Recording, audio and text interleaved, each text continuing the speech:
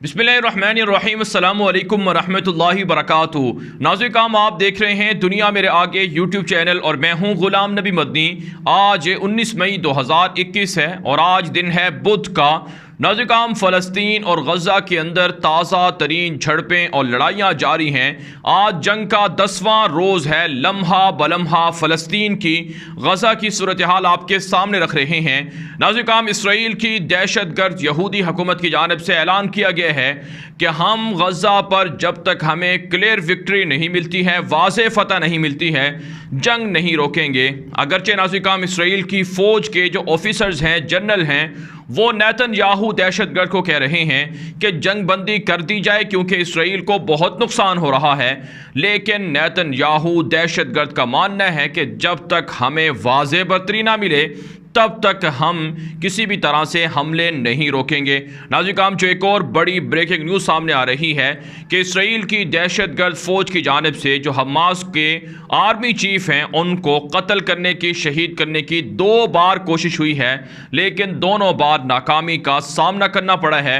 सूरत हाल ये है नाज़रीन काम कि इसराइल के शहरों के अंदर इस वक्त झड़पें जारी हैं, लड़ाइयाँ जारी हैं, हड़ताल है। पुलिस फ़ौज के साथ जो फ़लस्तीनी नौजवान हैं उनकी लड़ाइयाँ हो रही हैं। और नाज़रीन काम जो अब तक हमारे पास रिपोर्ट सामने आ रही हैं उसमें बताया जा रहा है कि 1000 से ज़ायद जो फ़लस्तीनी नौजवान हैं वो गुज़श्ता 24 घंटों में ज़ख्मी कर दिए गए हैं। लड़ाई और झड़पों की वजह से इसराइल के अंदर हालात कशीदा हैं।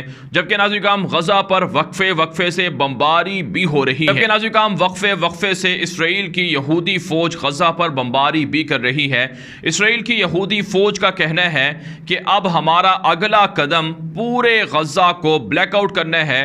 पूरे गज़ा की जो बिजली है, इलेक्ट्रिसिटी है, जो टावर्स हैं जहां से स्टेशन से बिजली बनती है वहां पर बम फेंकेंगे ताकि पूरे गज़ा की बिजली बंद करके एक तरह से वाज़ेह बर्तरी हासिल की जाए।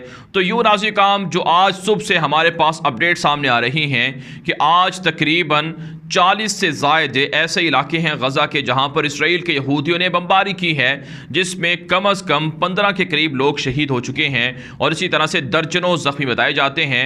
कई बिल्डिंग्स ज़मीन बोस हो चुकी हैं। वक्फे से जो गज़ा के बॉर्डर पर इसराइल के जंगी टैंक हैं उनके ज़रिए से बमबारी हो रही है।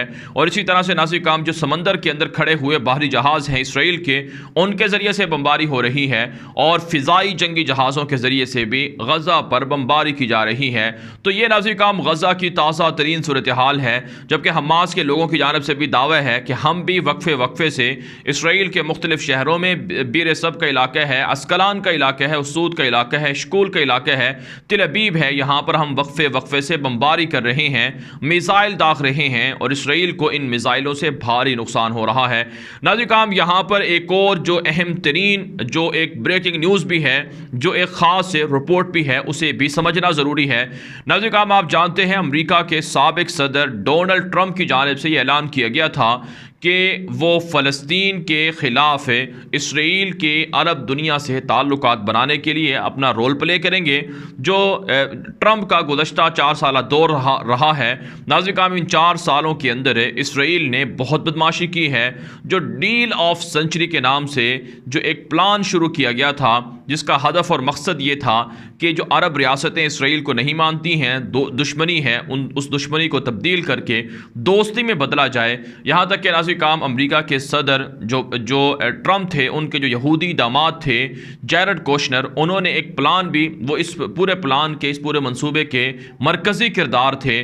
जैरेड कोशनर ने ये ऑफ़र की थी गज़ा के लोगों को कि अगर वो हथियार फेंक दें, असलहा फेंक दें और इसराइल को तस्लीम कर लें तो बदले में 50 अरब डॉलर वो गज़ा के लोगों को दिए जा सकते। और इन 50 अरब डॉलर के ज़रिए से जो गज़ा और फ़लस्तीन के लोग हैं उनको सहूलियात दी जा सकती हैं, तामीरात नो की जा सकती हैं, जॉब्स पैदा की जा सकती हैं, फैक्ट्रियाँ बनाई जा सकती हैं और इसी तरह से जो सड़कें हैं, शाहराहें हैं, जो दीगर तरक्याती काम हैं वो 50 अरब डॉलर के एवज़ करवाए जा सकते हैं। लेकिन करना यह है कि इसराइल को तस्लीम किया जाए, असलहा फेंका जाए, हमास इसराइल के साथ दोस्ती करे और اسی طرح سے جو بیت المقدس ہے وہ اسرائیل کا کیپٹل تسلیم کیا جائے۔ یہ سارے منصوبے تھے جو پچھلے 4 سال 4.5 سال تک جاری رہے ہیں، لیکن ناظرین کام اب خود یہودی میڈیا، امریکی میڈیا اس بات کو تسلیم کر رہا ہے کہ یہ جو $50 ارب کا پلان تھا یہ بھی ناکام ہو گیا، اور جو ڈیل آف سنچری کے نام سے یہودی جیرڈ کوشنر نے جو کوششیں کی تھیں، ٹرمپ نے جو کوششیں کی تھیں، وہ بھی ناکام ہو گئیں۔ اور جو دنیا کے اندر اسرائیل کا خواب تھا کہ دنیا انہیں تسلیم کر کے اپنے سفارت خانے تل ابیب سے بیت المقدس منتقل کرے گی، یہ خواب بھی ان کا ختم ہو گیا ہے۔ تو اس سے ناظرین آپ اب اندازہ لگا سکتے ہیں کہ جو فلسطینی قوم ہے وہ شجاع ہے، وہ بہادر ہے، وہ نڈر ہے، وہ ڈرپوک نہیں ہے، وہ بزدل نہیں ہے، وہ لڑنا جانتی ہے۔ اسے یہ بات پتہ ہے کہ یہودی ہمارے ازلی دشمن ہیں، ان سے ہماری کبھی بھی صلح نہیں ہو سکتی ہے، اور نہ ہی یہ ہمارے خیر خواہ ہو سکتے ہیں، اور نہ ہی یہودیوں کو ہم اپنی زمینوں پر مستقل رہنے دیں گے۔ ناظرین کام اگرچہ یہودی 1948 سے اسرائیل کے اندر اپنے ملک بنائے ہوئے ہیں، فلسطین کے اندر اپنا ملک بنائے ہوئے ہیں، مسلمانوں کی زمینوں پر قبضہ کیے ہوئے ہیں، لیکن مسلمان ان کے وجود کو تاحال قبول کرنے کے لیے رضامند نہیں ہیں۔ پورے فلسطین کے مسلمان سمجھتے ہیں کہ یہودی یہاں کے اصلی لوگ نہیں ہیں، یہ باہر سے پکڑ کر لائے ہوئے لوگ ہیں، اور یہ ملک ان کا اپنا نہیں ہے، اور ان کو یہاں سے بھگانا ہے، ان کو یہاں سے ختم کرنا ہے، ان کو یہاں سے مارنا ہے۔ یہ ہر فلسطینی کے دل کے اندر یہ بات بیٹھی ہوئی ہے۔ اس کے علاوہ ناظرین کام جو ایک اور رپورٹ سامنے آ رہی ہے وہ ہے یہودیوں کا دنیا کو دھوکہ دینا اور دنیا کے سامنے اپنے جھوٹے مظالم کو بیان کر کے اپنے لیے حمایت حاصل کرنا۔ ناظرین کام حماس کے خلاف، غزہ کے لوگوں کے خلاف ہے، یہودی پروپیگنڈا کر رہے ہیں کہ جو نہتے شہریوں کے بلڈنگز یا مکانات تباہ ہو رہے ہیں ان کے نیچے حماس نے ٹنلز بنائے ہوئے ہیں، اور ان علاقوں کے اندر حماس نے پناہیں لی ہوئی تھی، اس وجہ سے ان کو ٹارگٹ کیا گیا ہے۔ حالانکہ ناظرین کام ایسا نہیں ہے، یہ درست بات نہیں ہے۔ حقیقت یہ ہے کہ نہتے شہریوں کو اسرائیل شہید کر رہا ہے، اور اپنے حق میں دنیا کی توجہ مبذول کرانے کے لیے اس طرح کا منفی پروپیگنڈا بھی کر رہا ہے۔ اب ناظرین کرام اسرائیل کی جو ایک اور چال سامنے آئی ہے وہ ہے ناظرین کرام قرآن پاک کے اندر مانوی طور پر تحریف کرنا۔ اسرائیل کا یہودیوں کا ایک ٹویٹر پر پیج ہے، اکاؤنٹ ہے اسرائیل بالعربیہ کے نام سے، جس میں اسرائیل کے حق میں عربی میں ٹویٹس وغیرہ کی جاتی ہیں۔ ناظرین کرام اس اکاؤنٹ سے ایک ٹویٹ کی گئی ہے، اور اس ٹویٹ کے اندر جو غزہ میں اسرائیل کی بمباری ہے وہ دکھائی گئی ہے۔ ایک بلڈنگز پر، ایک علاقے پر وہ بمباری ہو رہی ہے جس سے آگ اور دھواں بلند ہو رہا ہے، اور اس کے اوپر جو اکاؤنٹ کے اوپر، اس تصویر کے اوپر جو لکھا گیا ہے، جو ٹویٹ لکھی گئی ہے، اس میں ناظرین کرام جو سورۃ الفیل ہے، الم تر کیف فعل ربک باصحاب الفیل، یہ پوری سورت اس کے اندر لکھی گئی ہے، اور یہ بتانے کی کوشش کی گئی ہے، یہ دھوکہ دینے کی اسرائیل کے یہودیوں نے کوشش کی ہے کہ جو غزہ والے لوگ ہیں یہ اصحاب الفیل ہیں۔ جیسا کہ آپ جانتے ہیں یہ واقعہ موجود ہے قرآن پاک کے اندر بھی ہے کہ جو یمن سے ایک ابرہا کا لشکر تھا، ہاتھیوں پر سوار ہو کر مکہ مکرمہ کو گرانے کے لیے آیا تھا، لیکن اللہ تعالیٰ نے ابابیلوں کو بھیج کر انہیں تباہ کر دیا تھا۔ تو یہودیوں نے یہ دنیا کو بتانے کی، دھوکہ دینے کی کوشش کی ہے کہ یہ غزہ والے لوگ اصحاب الفیل ہیں، یہ ابرہا کے لشکر کے لوگ ہیں، اور جو ان کے اوپر اسرائیل کے جنگی جہاز بمباری کر رہے ہیں یہ گویا کہ ابابیلیں ہیں۔ ناظرین کرام قرآن پاک کے اندر یہودی اس سے پہلے بھی تحریف کرتے رہے ہیں، تحریف کرنے کی کوشش کرتے رہے ہیں، اور یہودیوں نے تورات کو تو خود ہی بدل ڈالا، یہ تو قرآن پاک کے اندر بھی موجود ہے۔ اب وہ مسلمانوں کی مقدس کتابوں کے ساتھ بھی، قرآن پاک کے ساتھ بھی کھلواڑ کر رہے ہیں۔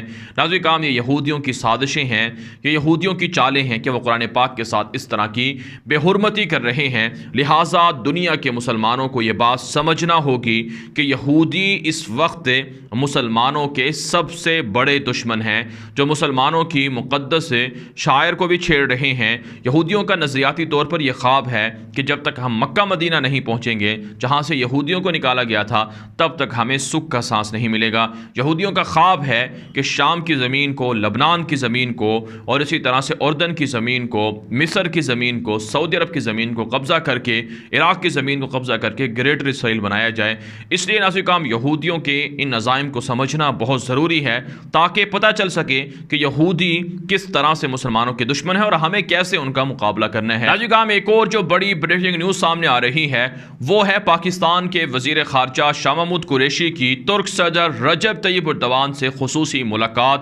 جی ہاں ناظرین کرام، ترکی کے وزیر خارجہ تشاؤش اوغلو کے ہمراہ تو پاکستان کے وزیر خارجہ شاہ محمود قریشی نے ترک صدر رجب طیب اردوان سے خصوصی ملاقات کی ہے۔ آپ جانتے ہیں پاکستان، ترکی اور دیگر اسلامی ممالک متحد ہو کر یہ اقوام متحدہ کا جو اجلاس ہو رہا ہے، جنرل اسمبلی کا بھی اجلاس ہے جو جمعرات کو شیڈول ہے، کل شیڈول ہے، اس اجلاس کے اندر یہ لوگ جا رہے ہیں۔ پاکستان اور ترکی دونوں کوشاں ہیں کہ جو فلسطین کے اندر اسرائیل کے مظالم ہیں ان کو رکوانے کے لیے کوئی ایسا سولوشن سامنے آئے کہ آئندہ یہودی کبھی بھی فلسطینیوں پر ظلم نہ کر سکیں۔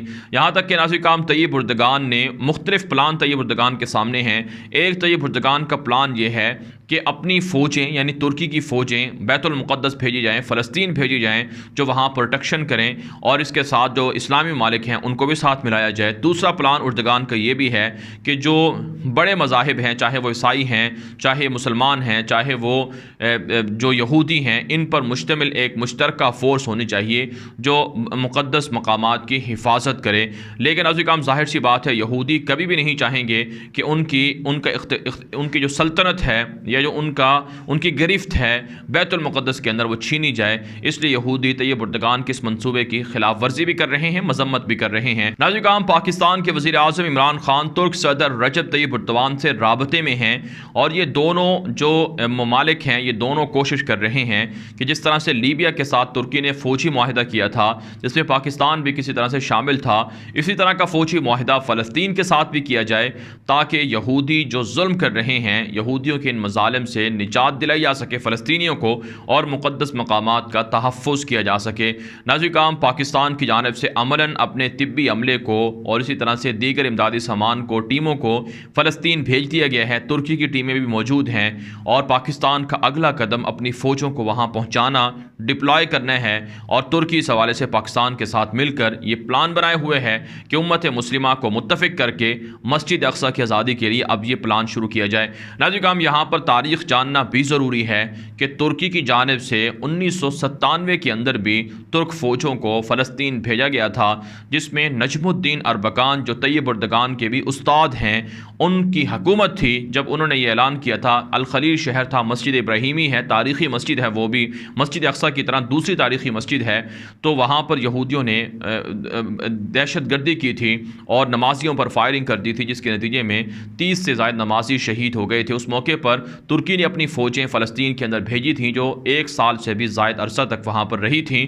تو جس طرح سے نجم الدین اربکان کے زمانے میں ترک فوجیں گئی تھیں، اسی طرح سے اردوغان اپنے استاد کی اس خواہش کو پورا کرنے کے لیے وہ فوجیں بھیجنا چاہتے ہیں، اور اس کے لیے معاہدہ بھی کر رہے ہیں فلسطینی اتھارٹی سے اور اسی طرح سے غزہ کے حماس کے لوگوں سے۔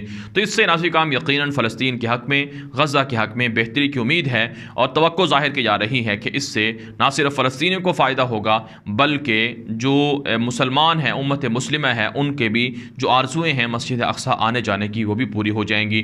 ناظرین کرام، اس ویڈیو کے حوالے سے آپ کی کیا رائے ہے؟ اپنی رائے کامنٹ کے ذریعے سے ضرور ہم تک پہنچائیں۔ مزید خبروں کے لیے، لمحہ بلمحہ صورتحال جاننے کے لیے، بریکنگ نیوز کے لیے، تصاویر اور ویڈیوز کے لیے آپ ہمارے ٹویٹر اکاؤنٹ غلام نبی مدنی کو فالو کر لیں، کیونکہ وہاں پر لمحہ بلمحہ صورتحال آپ کو بتائی جا رہی ہے۔ آج کے لیے اتنا ہی، اجازت دیجیے، اللہ حافظ۔